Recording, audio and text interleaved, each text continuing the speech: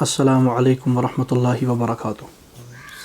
گرامی قدر سامعین اور محترم ناظرین، حضرت سیدنا امیر معاویہ رضی اللہ تعالیٰ عنہ کاتب وحی تھے۔ چنانچہ امام بیہقی رحمہ اللہ تعالیٰ اپنی کتاب دلائل النبوہ کے اندر روایت لائے ہیں سیدنا عبداللہ ابن عباس رضی اللہ تعالیٰ عنہ سے۔ دلائل النبوہ جلد 6 صفحہ نمبر 243 اس میں صاف الفاظ موجود ہیں۔ عبداللہ ابن عباس رضی اللہ تعالیٰ عنہ فرماتے ہیں حضرت امیر معاویہ رضی اللہ تعالیٰ عنہ کے بارے میں، کان یکتب الوحی، کہ حضرت معاویہ رضی اللہ تعالیٰ عنہ وہی لکھا کرتے تھے۔ صاف الفاظ ہیں، صاف فرمان ہے حضرت عبداللہ ابن عباس رضی اللہ تعالیٰ عنہ کا، کان یکتب الوحی، کان یکتب الوحی، کان یکتب الوحی، حضرت معاویہ رضی اللہ تعالیٰ عنہ وہی لکھا کرتے تھے۔ یہاں تو ایک مرتبہ لکھا ہے، میں نے یعنی تاکید کے لیے 3 مرتبہ اس کو دہرا دیا، حضرت معاویہ رضی اللہ تعالیٰ عنہ وہی لکھا کرتے تھے۔ پہلے تو مرزا علی صاحب یا اس کے معتقدین یا اس کے ہم مشرب یا اس ذہنیت کے لوگ یہ کہا کرتے تھے کہ حضرت معاویہ رضی اللہ تعالیٰ عنہ کاتب وحی ہیں ہی نہیں، چنانچہ وہ آج بھی اس طریقے سے بعض لوگ ایسی بہکی باتیں کرتے ہیں۔ لیکن جب یہ صریح حوالہ ان کے سامنے لوگوں نے پیش کیا اور ان کو بتایا کہ نہیں دیکھو صریح روایت موجود ہے کہ حضرت معاویہ رضی اللہ تعالیٰ عنہ کاتب وحی ہیں، پھر انہوں نے بات بدل دی۔ انہوں نے کہا ہاں جی حضرت معاویہ رضی اللہ تعالیٰ عنہ کاتب وحی تو ہیں، لیکن وہ سفارش پر کاتب وحی لگے تھے۔ سفارش کی گئی تو رسول اکرم صلی اللہ علیہ وسلم نے ان کو کاتب وحی رکھا۔ اگر سفارش نہ کی جاتی تو رسول اکرم صلی اللہ علیہ وسلم ان کو کاتب وحی نہیں رکھتے، اور کیونکہ پیغمبر علیہ الصلوۃ والسلام سے جب کسی بات کی درخواست کی جاتی، عرض کی جاتی، پیغمبر علیہ الصلوۃ والسلام منع نہیں فرماتے تھے۔ جب ان سے اس کا ثبوت طلب کیا گیا، انہوں نے مسلم سے ایک روایت پڑھی، میں مسلم سے وہ روایت پڑھتا ہوں، پھر تابعی کا اپنا ذاتی فہم آپ کو بتاتا ہوں، ان کا استدلال بتاتا ہوں اور اس کی حقیقت بتاتا ہوں۔ صحیح مسلم کے اندر ایک روایت ہے حدیث نمبر 6409، اس میں ہے کہ ابو سفیان رضی اللہ عنہ رسول اکرم صلی اللہ علیہ وسلم کے پاس تشریف لائے اور کہا یا رسول اللہ صلی اللہ علیہ وسلم 3 چیزیں عطا فرمائیے، یعنی 3 چیزوں کی میں درخواست کرتا ہوں، ان کو قبول فرمائیے۔ ان میں سے ایک درخواست یہ تھی کہ میری بیٹی ام حبیبہ رضی اللہ عنہا ان سے نکاح فرما لیجئے۔ پیغمبر علیہ الصلوۃ والسلام نے درخواست قبول فرمائی۔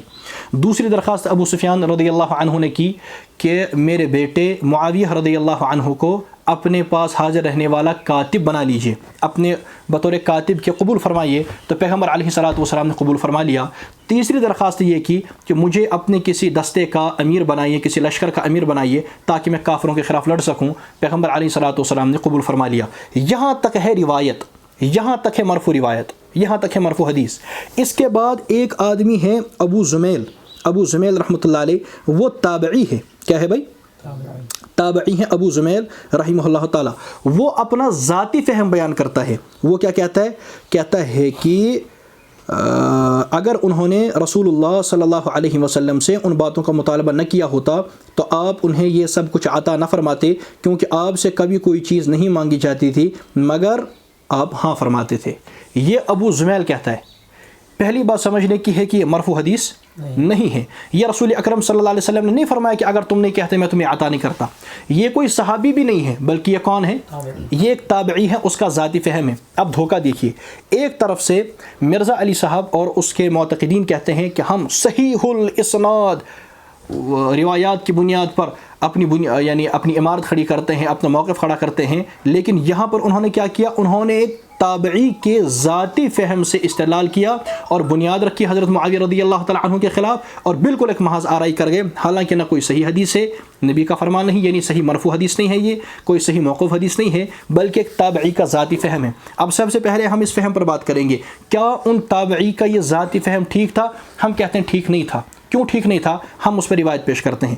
انہوں نے مسلم سے ایک تابعی کا ذاتی فہم پیش کیا، ہم اسی مسلم سے صحیح حدیث پیش کرتے ہیں۔ صحیح حدیث ہے صحیح مسلم میں حدیث نمبر 4719، روایت ہے حضرت ابو ذر رضی اللہ عنہ، اتنے بڑے صحابی، جلیل القدر صحابی، وہ رسول اکرم صلی اللہ علیہ وسلم کے پاس تشریف لائے اور فرمایا یا رسول اللہ مجھے عامل بنا دیجیے۔ ایک درخواست کی، پیغمبر علیہ الصلوۃ والسلام نے ان کی درخواست قبول نہیں فرمائی اور کچھ باتیں ان کو ارشاد فرما دی۔ صحیح مسلم حدیث نمبر 4719۔ اب اندازہ فرمائیں، صحیح مسلم میں ایک صحیح حدیث ہے کہ پیغمبر علیہ الصلوۃ والسلام سے درخواست کی گئی اور آپ نے منع فرما دیا، یہ صحیح مرفوع حدیث ہے. اور اسی صحیح مسلم میں ایک تابعی کا ذاتی فہم ہے کہ پیغمبر ہمیشہ ہاں فرماتے تھے، نہ نہیں فرماتے تھے. بتائیے کہ صحیح مرفوع حدیث کا اعتبار ہوگا یا کسی تابعی کے ذاتی فہم کا؟ صحیح مرفوع حدیث کا اعتبار ہوگا. لیکن چونکہ مرزا علی نے مسلم پڑھی نہیں ہے ساری، یا اگر پڑھی ہے تو اس پر انگوٹھا رکھ گیا، چھپا گیا، اور ان کے معتقدین نے بھی وہ پڑھی نہیں ہوتی ہے.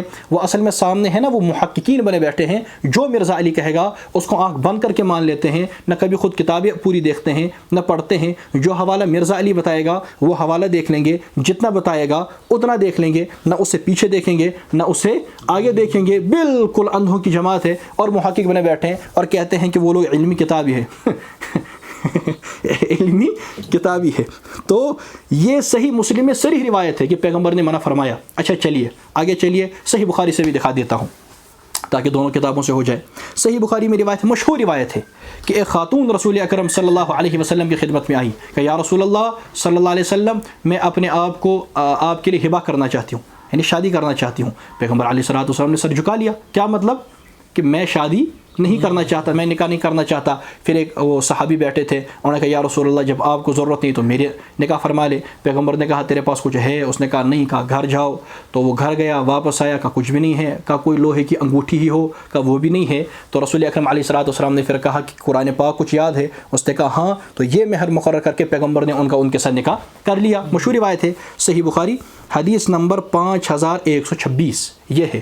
اب اس روایت میں بھی کیا ہے کہ خاتون آئی، ایک بات کی درخواست کی، نکاح کی درخواست کی، پیغمبر نے درخواست رد فرما دی. لہٰذا پتہ چلا جو چیز پیغمبر علیہ الصلوۃ والسلام کو قبول فرمانی ہوتی تھی آپ قبول فرماتے، اپنی مرضی سے فرماتے. جس چیز کو رد کرنا ہوتا تھا، جس چیز کے لیے منع کرنا ہوتا تھا، پیغمبر اس چیز کے لیے منع فرما دیتے. یہ بخاری میں بھی ہے، یہ مسلم میں بھی ہے اور صحیح مرفوع روایت ہے. اب مرزا علی کو نہ بخاری آتی ہے، صحیح مرفوع روایات اس کی نہ آتی ہیں، نہ اس کو صحیح الاسناد یہ صحیح حدیثوں میں موجود ہے کہ پیغمبر منع فرماتے تھے. اور ابو زمیل تابعی رحمۃ اللہ علیہ اپنے ذاتی فہم کی بنیاد پر کہتا ہے منع نہیں فرماتے تھے. اب مرزا علی کبوتر کی طرح ان روایات سے آنکھیں بند کرتا ہے اور تابعی کا ذاتی فہم پیش کرتا ہے، اور اس کے رسالے پر اوپر بڑا لکھا ہوتا ہے صحیح الاسناد روایات کی روشنی میں. کتنا بڑا دھوکہ ہے، سری دھوکہ دیتا ہے. لہٰذا پہلی بات جو ابو زمیل تابعی رحمۃ اللہ علیہ کی ذاتی بات ہے یہ غلط ہے، ان کو سمجھنے میں غلطی لگی ہے، اللہ تعالیٰ ان کو معاف فرمائے. لیکن ہم ان کی طرح بے ادب نہیں ہیں پھر یہ کہیں کہ تابعی جھوٹ بولا کرتے تھے، تابعی اچھے بھی تھے اور جھوٹے بھی تھے نعوذ باللہ. جیسے مرزا علی تابعین کو جھوٹا کہتا ہے، ہم جھوٹا نہیں کہتے نعوذ باللہ، ہم کہتے ہیں ابو زمیل سے خطا لگ گئی. خطا کس سے نہیں لگتی؟ ارے غلطی کس سے نہیں ہو سکتی، ایک غلطی لگ گئی، خطا لگ گئی، ابو زمیل نے بیان کر دی. لیکن چونکہ ہم نے بخاری بھی پڑھی ہے اللہ کے فضل سے، ہم نے مسلم بھی پڑھی ہے، لہٰذا ان صحیح روایات کی روشنی میں ہمیں معلوم ہو گیا ابو زمیل سے خطا لگ گئی ہے. ہم نے ان کی خطا کو سائڈ میں رکھ دیا اور ہم نے صحیح روایات کو مان لیا. لیکن مرزا علی کا معیار ہی علیحدہ ہے. جب بات مرزا علی کے اپنے موقف کے خلاف ہوتی ہے، ٹھیک، اس وقت مرزا علی صاف اعلان کرتا ہے تابعی جھوٹ بولا کرتے تھے. کہتا نہیں کہتا، آپ نے سنا ہے، ہاں اس کی ویڈیو موجود ہے، کہتا ہے جھوٹ بولتے تھے. اور جب اپنے موقف کے مطابق بات ہوتی ہے، اپنے شیعہ موقف کو ثابت کرنے کے لیے، تب صحیح روایات سے آنکھیں بند کر کے ایک تابعی کے ذاتی فہم کو پیش کر دیتا ہے اور اوپر لکھا ہوتا ہے صحیح الاسناد روایات. کتنے دو سری، اس سے ذرا صحابہ دشمنی کیا ہوگی، اس سے ذرا اسلام مخالفت کیا ہوگی. اور اس کے فالوور، اس کے معتقدین کہتے ہیں واہ واہ کیا تحقیق کرتا ہے تحقیق. تو دیکھیے صحیح بات پتہ چل گئی کہ اس کی یہ بات، یہ تابعی کا قول پیش کرنا غلط ہے. اب چلیے مرفوع روایت کی طرف. اس مرفوع روایت میں ہے کہ ابو سفیان رضی اللہ تعالیٰ عنہ آپ کے پاس آئے اور درخواست کی، پیغمبر نے قبول فرمائی. یعنی یہ بتانا چاہتے ہیں کہ پیغمبر علیہ الصلوۃ والسلام ان کو رکھنا تو نہیں چاہیے تھا. یعنی کیا معاویہ رضی اللہ تعالیٰ عنہ کاتب وحی بننے کے لائق تھے یا نہیں تھے، یہ سوال ہے. اگر لائق تھے تو آپ کو پریشانی کیا ہے؟ پیغمبر علیہ الصلوۃ والسلام نے کاتب وحی بنا لیا. اگر نعوذ باللہ لائق نہیں تھے، اس کا معنی یہ بتانا چاہتا ہے نعوذ باللہ کہ امیر معاویہ کاتب وحی بننے کے لائق نہیں تھے لیکن حضور نے رکھا. نعوذ باللہ. اب یہ حضرت معاویہ پر اعتراض ہے، پیغمبر پر اعتراض ہے، یہ تو رسول اللہ پر اعتراض ہے کہ نعوذ باللہ یہ 14 صدی بعد بیٹھ کر کے کہتا ہے کہ امیر معاویہ اس لائق نہیں تھے لیکن پیغمبر علیہ الصلوۃ والسلام نے رکھ لیا. نہیں، اس لائق تھے. جب ابو ذر کو منع فرما سکتے ہیں پیغمبر علیہ الصلوۃ والسلام، اس خاتون کو منع فرما سکتے ہیں، تو امیر معاویہ کو بھی منع فرما سکتے تھے، ابو سفیان کو منع فرما سکتے تھے، لیکن آپ نے منع نہیں فرمایا. پتہ چلا جہاں منع فرمانا ہوتا تھا پیغمبر منع فرماتے، جہاں قبول کرنا ہوتا تھا پیغمبر قبول کرتے. اور یہ کوئی چھوٹی موٹی ذمہ داری داری نہیں تھی، یہ وحی لکھنے کی ذمہ داری تھی، قرآن لکھنے کی ذمہ داری، کہ اللہ جو قرآن نازل کرتا ہے وہ قرآن کس سے لکھواؤں، یہ سب سے بڑی ذمہ داری ہے۔ اور آپ یہ سمجھتے ہیں کہ پیغمبر علیہ الصلوۃ والسلام نے صرف ابو سفیان کی درخواست پر اس کو وہ دے دیا، حالانکہ وہ اس لائق نہیں تھے، نعوذ باللہ۔ اتنی بڑی تہمت پیغمبر پر۔ ہم مرزا علی سے کہتے ہیں، اس کے معتقدین سے کہتے ہیں کہ اب ہم آپ سے درخواست کرتے ہیں کہ آپ کی یہ جو یوٹیوب چینل ہے ہمیں اس کا ذمہ دار بنا دو۔ قبول کریں گے؟ اگر ہم مرزا علی سے کہیں ہمیں اپنے یوٹیوب چینل کا ذمہ دار بنا دو، تو یا ان سے کہیں گے ہمیں اپنے اداروں کا ذمہ دار بنا دو، بنائیں گے؟ نہیں۔ کیوں؟ یہ کہیں گے نہیں ہماری یوٹیوب چینل ہے، کیا پتہ یہ گڑبڑ کر لے، وہ کرے، یہ کرے، مسئلہ ہو جائے گا۔ تو تم تو اپنے 2 ٹکے کی یوٹیوب چینل کے اتنے محافظ بنے اور ذمہ دار سمجھتے ہو، اور اگر تم کسی ایسے آدمی کو اس کا ذمہ دار بناؤ گے جو اس لائق نہیں تھا تو غیر ذمہ دار حرکت ہوتی۔ تو پیغمبر کے بارے میں تم نے سوچ لیا کہ جو اس عہدے کے لائق تھا ہی نہیں، سب سے بڑا عہدہ کہ کاتب وحی، اتنا بڑا عہدہ کہ کتابت لکھنی ہے، ٹھیک، یعنی وہی لکھنی ہے، کتابت کرنی ہے، وہی لکھنی ہے۔ اس کے لیے رسول اکرم صلی اللہ علیہ وسلم نے ایسے آدمی کا انتخاب کر لیا، نعوذ باللہ، جو اس لائق ہی نہیں تھا۔ یہ کتنا بڑا اعتراض ہے پیغمبر پر۔ رسول اللہ پر اعتراض کر رہا ہے کہ پیغمبر علیہ الصلوۃ والسلام نے، اچھا اسی میں بات ہے ام حبیبہ رضی اللہ تعالی عنہ کی، تو کیا ام حبیبہ رضی اللہ تعالی عنہ اس کے لائق تھی نہیں کہ پیغمبر اسے نکاح فرماتے؟ یعنی یہ رسول اللہ پر اعتراض ہے کہ ام حبیبہ تو نعوذ باللہ اس لائق نہیں تھی، پیغمبر نے پھر بھی ان سے نکاح کر لیا، حالانکہ قرآن پاک نے جو ازواج مطہرات کے بارے میں کہا، وازواج امہاتہم، ازواج مطہرات کا ایک مقام بیان کیا ہے، یعنی ام حبیبہ نعوذ باللہ اس مقام کے لائق نہیں تھی، حضور علیہ الصلوۃ والسلام نے وہ قبول کر لیا اور اس کو داخل کر لیا۔ یہ ام حبیبہ پر اعتراض نہیں ہے، یہ پیغمبر پر اعتراض ہے۔ اچھا اسلامی لشکروں کی بات کر لیجئے، تو ابو سفیان کو اس کا بڑا بنا لیا۔ اسلامی لشکر ہے کیونکہ بچوں کا کھیل نہیں ہے، جہاد کرنا ہے انہیں، کافروں سے لڑنا ہے انہیں، اس کے لیے کسی غیر ذمہ دار آدمی کو یہ جانتے ہوئے کہ وہ غیر ذمہ دار ہے، اس کو اس کا عامل بنانا، اس کو امیر بنانا، اس کو بڑا بنانا اس کا، تو یہ کتنی بڑی غیر ذمہ دار حرکت ہے، ٹھیک۔ اب پیغمبر علیہ الصلوۃ والسلام کو اگر پتہ تھا کہ ابو سفیان اس کے لائق نہیں ہے تو کیوں بنایا؟ یہ اعتراض ابو سفیان پر ہے یا رسول اللہ پر ہے؟ یہ پیغمبر پر سارے اعتراض ہو رہے ہیں کہ نعوذ باللہ وہ اس لائق نہیں تھے، پیغمبر علیہ الصلوۃ والسلام نے پھر بھی بنا دیا، حالانکہ ایسی بات نہیں ہے۔ یہ دھیرے دھیرے کر کے آج تو نام لے رہا ہے ابو سفیان کا، آج تو نام لے رہا ہے امیر معاویہ کا، کل کو چل کر جب ایک آدمی پہلے غیر مقلد تھا، اس نے ان کے بقول مزید تحقیق کی، مرزا علی کے پاس چلا گیا۔ اب انشاءاللہ کچھ سالوں کے بعد جب یہ مزید تحقیق کریں گے تو سوچنے والا سوچے گا کہ یہ کیسا نبی تھا، نعوذ باللہ کیسا پیغمبر تھا جس نے اتنی بڑی ذمہ داریاں صرف ان کی درخواست کرنے پر ان کو دے دی، حالانکہ وہ اس لائق نہیں تھے۔ اور ایک عام بندہ سوچنے والا سمجھے گا کہ یہ تو غیر ذمہ دارانہ حرکت ہے، اور اعتراض بنے گا کس پر؟ رسول اللہ صلی اللہ علیہ وسلم پر۔ لیکن اب یہ ڈائریکٹ نہیں کہہ رہا ہے، یہ دھیرے آ رہا ہے۔ اور جہاں تک تابعی کے ذاتی فہم کی بات ہے تو اس کو ہم نے صحیح روایات کی بنیاد پر کہہ دیا کہ اس کا ذاتی فہم صحیح نہیں ہے، ان سے خطا ہو گئی ہے۔ تو دیکھیے اب مرزا علی صاحب کا یہ دعویٰ ہے کہ ہم صحیح اسناد کی بنیاد پر بات کرتے ہیں، تو ان کو صحیح اسناد کی بنیاد پر بات کرنی چاہیے۔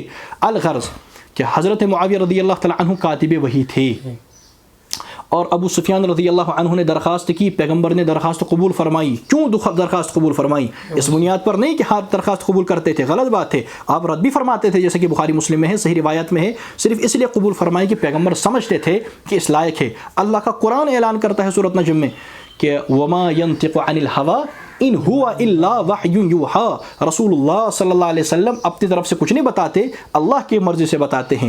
الغرض جب پیغمبر علیہ الصلوۃ والسلام نے کتابت وحی کی ذمہ داری امیر معاویہ کو دی تو اللہ کی رضا سے دی، جب ابو سفیان رضی اللہ تعالی عنہ کو لشکر کا امیر بنایا تو اللہ کی رضا سے بنایا، جب ام حبیبہ رضی اللہ تعالی عنہا سے نکاح فرمایا تو اللہ کی رضا سے فرمایا، اور اس پر تمام مسلمانوں کا ایمان ہے۔ اور پھر اتنا ہی نہیں، جب رسول اللہ صلی اللہ علیہ وسلم نے حضرت معاویہ رضی اللہ تعالی عنہ کو کاتب وحی بنایا، درخواست قبول فرمائی، یہ سمجھا کہ یہ اس لائق ہے، اس کو بنایا، اس کے بعد جبریل تشریف لائے۔ کون تشریف لائے؟ ہاں جبریل تشریف لائے۔ اور یہ المعجم الاوسط کے اندر روایت ہے، میں نے پچھلی ویڈیو میں بھی بتائی تھی، المعجم الاوسط کے اندر روایت ہے، حدیث نمبر 3902۔ تو اس روایت کے اندر کیا ہے؟ اس میں ہے حضرت عبداللہ ابن عباس رضی اللہ تعالی عنہ فرماتے ہیں جاء جبریل إلى النبي صلى الله عليه وسلم فقال يا محمد استوصي معاوية فإنه أمين على كتاب الله ونعم الأمين هو۔ حضرت جبریل علیہ السلام آئے پیغمبر علیہ السلام کے پاس، یہ ابن عباس فرماتے ہیں رضی اللہ عنہ، اور فرمایا اے محمد معاویہ کے بارے میں وصیت قبول کیجئے، وہ کتاب اللہ کے امین ہیں اور بہترین امین ہیں۔ اللہ اکبر۔ المعجم الاوسط حدیث نمبر 3902۔ اب سنیے، رسول اللہ علیہ الصلوۃ والسلام نے کاتب وحی بنایا، اس ذمہ داری کے لیے قبول فرمایا، اللہ کی رضا سے پیغمبر کام کرتے ہیں، قرآن کہتا ہے، اور جبریل علیہ الصلوۃ والسلام آ کر کے یہ گواہی دے رہے ہیں کہ یا رسول اللہ علیہ الصلوۃ والسلام معاویہ کے بارے میں وصیت قبول فرمائیے۔ جبریل اللہ کی رضا کے خلاف آتے ہیں اور اللہ کی رضا کے خلاف بیان کرتے ہیں کہ اس طرح سے یعنی وصیت قبول کیجیے، اللہ کی رضا سے آتے ہیں اور فرماتے ہیں کہ بہترین اللہ کی کتاب اللہ کے بہترین امین ہیں، اور یعنی یہ امین ہے اللہ کی کتاب پر اور بہترین امین ہے۔ فَإِنَّهُ أَمِينٌ عَلَى كِتَابِ اللَّهِ وَنِعْمَ الْأَمِينُ ہوا، کیا ہی بہترین امانت دار معاویہ رضی اللہ تعالیٰ عنہ ہیں۔ تو اتنی یہ المعجم الاوسط کی روایت میں نے بتا دی، اتنی واضح باتیں ہونے کے باوجود، صحیح روایات ہونے کے باوجود مرزا علی صاحب ان روایات کو نہیں مانتے، بلکہ وہ شیعہ مذہب کو مانتے ہیں، رافضی مذہب کو مانتے ہیں، اور دھوکہ دیتے ہیں لوگوں کو کہ میں صحیح الاسناد روایات کی بنیاد پر۔ آپ مجھے بتائیے دنیا کی کوئی ایک کتاب سے ہمیں کوئی صحیح سند کے ساتھ روایت نکالیں کسی ایک صحابی سے جس صحابی نے یہ کہا ہو کہ امیر معاویہ رضی اللہ عنہ کاتب وحی نہیں تھے، یا یہ کہا ہو کہ وہ کتابت وحی کے لائق نہیں تھے۔ دکھاؤ، ہم بھی دیکھیں گے کہاں سے دیکھا، کچھ بھی نہیں ہے۔ ابن عباس صاحب فرماتے کان یکتب الوحی، جبریل آتے ہیں کہتے ہیں کہ بہترین امانت دار ہیں، رسول اللہ ان کو کاتب وحی رکھتے ہیں، اور کاتبین وحی کے بارے میں اللہ کا قرآن کہتا ہے، امپارہ اٹھائیے، میں نے پچھلی ویڈیو میں بتایا تھا، اللہ کا قرآن کہتا ہے بِأَيْدِي سَفَرَةٍ کِرَامٍ بَرَرَةٍ، کاتبین وحی کے لیے اللہ تعالیٰ کا قرآن کہتا ہے کہ بڑے بڑے نیک ہیں، یعنی بڑی عزت والے ہیں، کرام برارہ بڑی عزت والے ہیں، نیک ہیں۔ لہٰذا الغرض حضرت معاویہ رضی اللہ عنہ کاتب وحی تھے، اور یہ دودھ کی طرح یعنی بالکل واضح بات ہے، صاف بات ہے۔ اچھا ایک اور اب ڈھکوسلا سنیے مرزا علی کا، سننا بھائی، مرزا علی کہتا ہے کہ فتح مکہ پر تو 99.99 قرآن نازل ہو چکا تھا، یہ وہ کہتا ہے، اور اس کے بعد معاویہ رضی اللہ عنہ نے لکھا کیا؟ سبحان اللہ، یعنی یہ روایات جھوٹی ہیں اور مرزا علی سچا ہے، اور اس کا سچ کیا ہے؟ جب کچھ نہیں بنا، جب کچھ بھی نہیں بن پایا تو ایک خود مفروضہ گھڑ کر کے آگے پیش کر دیا، کیا 99.99% قرآن نازل ہو چکا تھا۔ حالانکہ فتح مکہ ہوتا ہے 8 ہجری میں، کب حافظ صاحب؟ 8 ہجری میں۔ رسول اللہ صلی اللہ علیہ وسلم اس دنیا سے تشریف لے جاتے ہیں 11 ہجری ربیع الاول میں، درمیان میں تقریباً 2.5 سال کا عرصہ بنتا ہے، کتنا؟ 2.5۔ یعنی مرزا علی بتانا چاہتے ہیں کہ اس 2.5 سال کے عرصے میں 0.01% قرآن نازل ہوا ہے۔ اگر 2 منٹ کے لیے ہم یہ بات مان لیتے تو چلو یہی مان لو نا کہ وہ 0.01% ہی حضرت معاویہ نے لکھا ہے، تو وہ ویسے بھی کاتب وحی بن جاتے ہیں، تاکہ روایات تو جھوٹی نہ بناؤ نا، صحیح روایت کو جھوٹی نہ بناؤ، ان کا انکار نہ کرو۔ لیکن یہ بات بھی غلط ہے، یعنی آپ اندازہ فرمائیں غزوہ تبوک تو ہوا ہے نا فتح مکہ کے بعد، وہ تو تقریباً 9 ہجری میں ہوا ہے، اور اس کی تفصیل لکھی ہے سورہ توبہ میں، اور سورہ توبہ تو 1 پارے سے زیادہ پر مشتمل ہے۔